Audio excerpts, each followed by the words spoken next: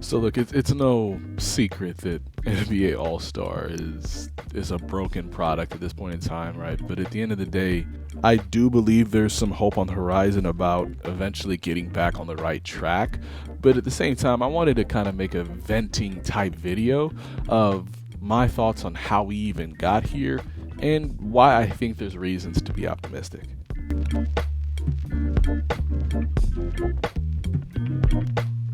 So, in my perspective, the All-Star game is not the only thing that's broke when it pertains to All-Star Weekend. I think that the event in its entirety is a broken product. However, last night I felt a little differently.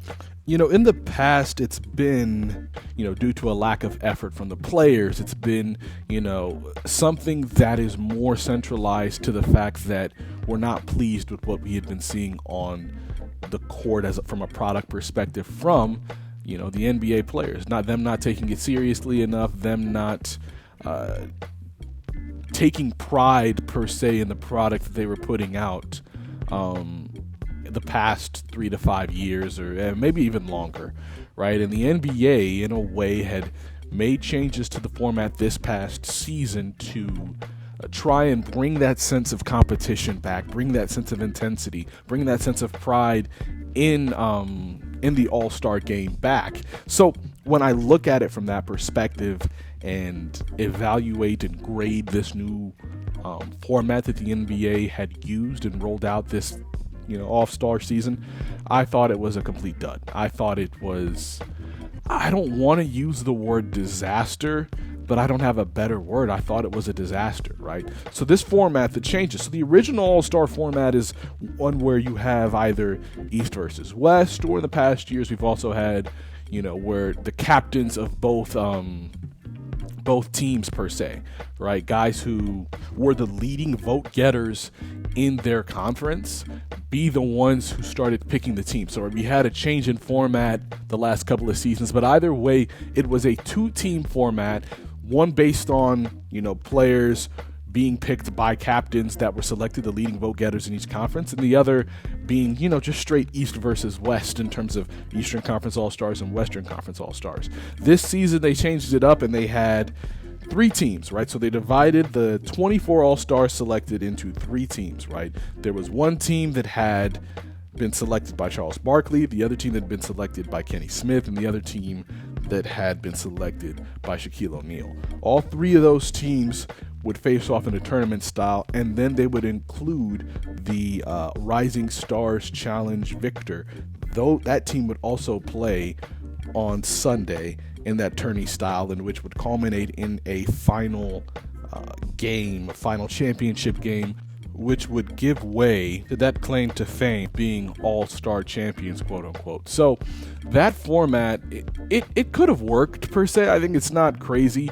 I think there was a lot of controversy based off the fact that, and Draymond Green was very, very vocal in voicing his displeasure in having, first or second year players, a collection of first or second year players, share the court with All-Stars on All-Star Sunday, and he felt like that to a degree in itself was insulting. And I don't disagree with him, right? I think maybe to buttress this idea, maybe you should have an all-snub team, something to that effect. But to be quite frank with you, I'm not a huge fan of this format in general, right? My preference is to just go back to 2 teams playing against each other. I would even say go back to East versus West, right? Keep it at that level. Make it East versus West, and whoever wins that game wins the All-Star game, right? There's no need for an All-Star championship or something to that effect. That's kind of my thoughts on it, right?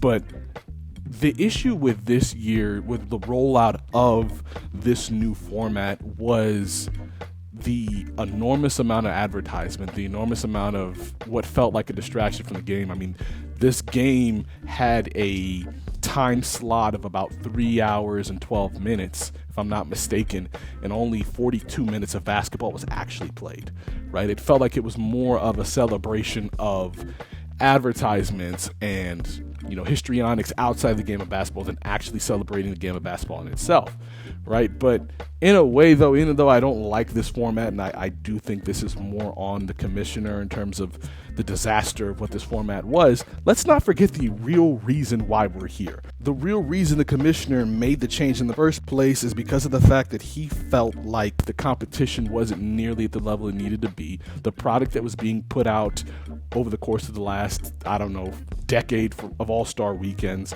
was not up to par to what we had seen in the past, and it was insulting the game. So why was this even happening in the first place? Like, why was this even a thing? Who was responsible? What's responsible? Well, to me, it's ring culture, right? And I do think a specific person is responsible for why we had seen such a laissez-faire approach to All-Star Weekend, or decline in importance and urgency in All-Star Weekend over the course of the past, decade or so, right? But I think ring culture kind of de-emphasizes the importance of these accolades that aren't championships, right? So whether it's an all-star appearance or all NBA appearances or MVPs, they get diminished. Their value gets diminished in the fact that, a lot of times those who talk about the game, those who comment on the game, whether they be analysts, whether they be people who just talk about basketball in general, are very focused on the fact that, championships matter more, in a way they do, than the individual accolades that are presented through an all-star weekend per se, right? So that to me is epitomized by none other than LeBron James. Like I said, all-star weekend in itself to me is a broken product, not just because of the fact that the all-star game in itself was not a watchable product over the course of the past few seasons, but because of the fact that the whole weekend in its entirety isn't up to par, isn't up to standard, right? The Rising Stars Challenge, I'm not going to put on LeBron, of course, right? That's not on him. I do think there needs to be some level of revamping when it comes to that, because I remember a time when I loved watching the Rising Stars Challenge, like growing up watching Kyrie on that stage, the Dion Waiters versus Tim Hardaway Jr. battles we got to see on that stage, right? I do think there's something that needs to change. I do think there was a mistake to go from USA the World or whatever they changed it to. Whenever they changed that format, I feel like they were touching something that didn't need to be touched, right? If it ain't broke, don't fix it. And I feel like they tried to fix something that wasn't broken as far as the Rising Stars Challenge, but I do think that needs to be looked at, and I'm not putting that on LeBron James.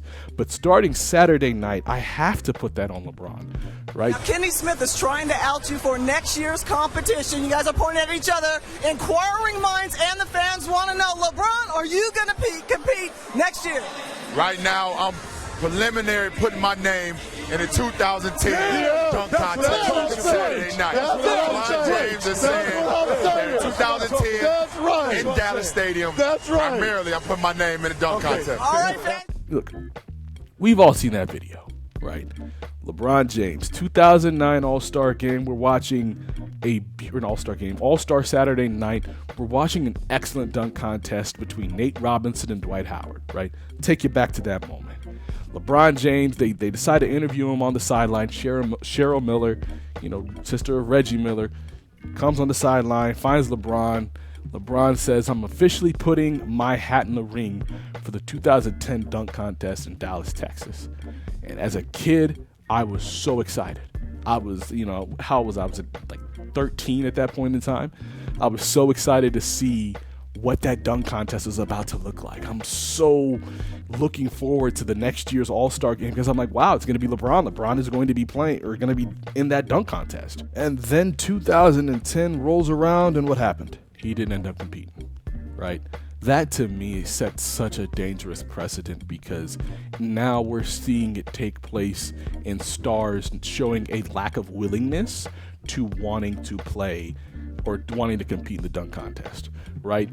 To whom much is given, much is required, right? The level of responsibility LeBron bears because of his level of greatness is that of being the one that all these players take their cues from, right? When you look at a guy like Anthony Edwards or a Ja Morant or different players who looked up to LeBron coming up, right?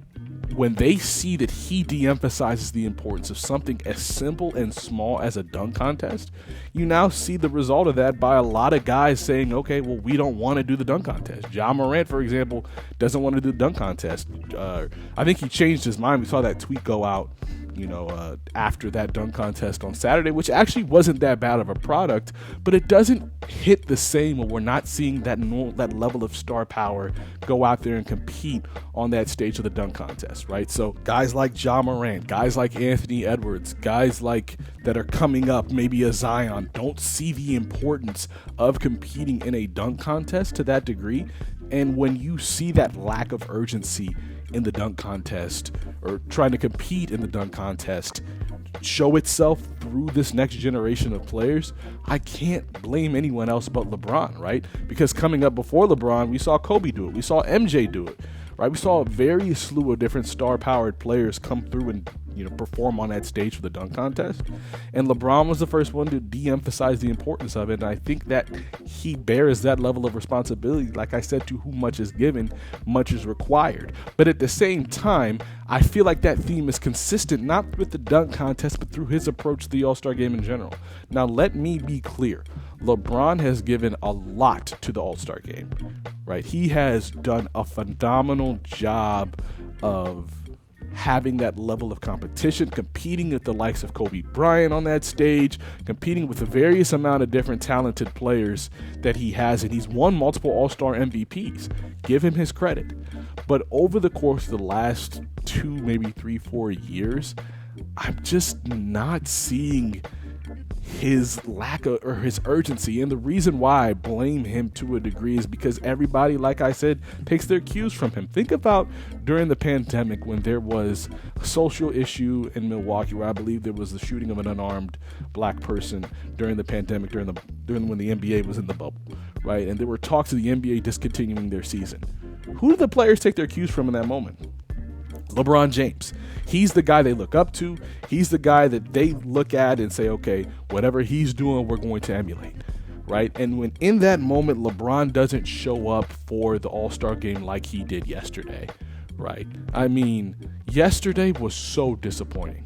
On so many levels. And I expect better from a guy like LeBron James, who I hold in such high regard, who to me is one of the all-time great players in the NBA. A lot of people, including myself, have him in that GOAT discussion.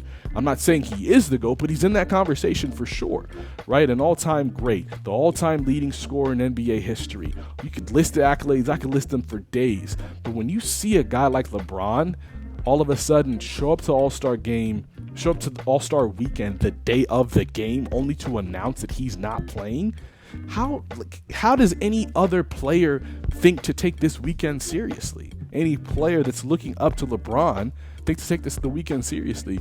Because that was, to me, so, I don't want to use the word selfish, but so unlike LeBron on so many levels. A guy who has been, like I said, a great ambassador for the game, all of a sudden knowing how all-star bonuses play into contracts, all of a sudden with him deciding not to play and deciding to sit out, right, it affects more than just him, right? A lot of people who want to see LeBron, especially with the fact that we think he doesn't have a lot of all-star games left, right? We could be seeing some of his final all-star games happening right now, in addition to the fact that, like I said, all-star appearances count as bonuses in certain players' contracts, and him doing that didn't allow the NBA enough time to allow somebody to replace his spot, right? Somebody who was very deserving, like a Norman Powell, right, who could have been an all-star, now all of a sudden didn't have that opportunity of potentially replacing him, right? And then even the whole attitude of not even getting dressed in uniform for the all-star picture, it just rubbed me so wrong in how he handled this entire weekend. And I think it's very much indicative and epitomizes what the issue is with All-Star Weekend in general.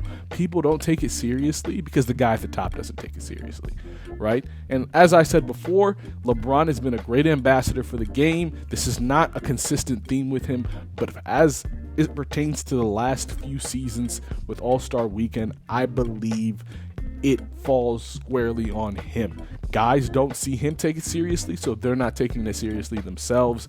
And until that changes, right? I mean, look at the way the All-Star game was when we had Kobe Bryant suiting up, when Michael Jordan was suiting up. Guys took pride in winning those games, took pride in wanting to have those bragging rights, right? I was listening to an interview with Kobe, God rest his soul, and he was talking about how much pride he took in the fact that him and CP3, when they were all-star teammates, they never lost, right?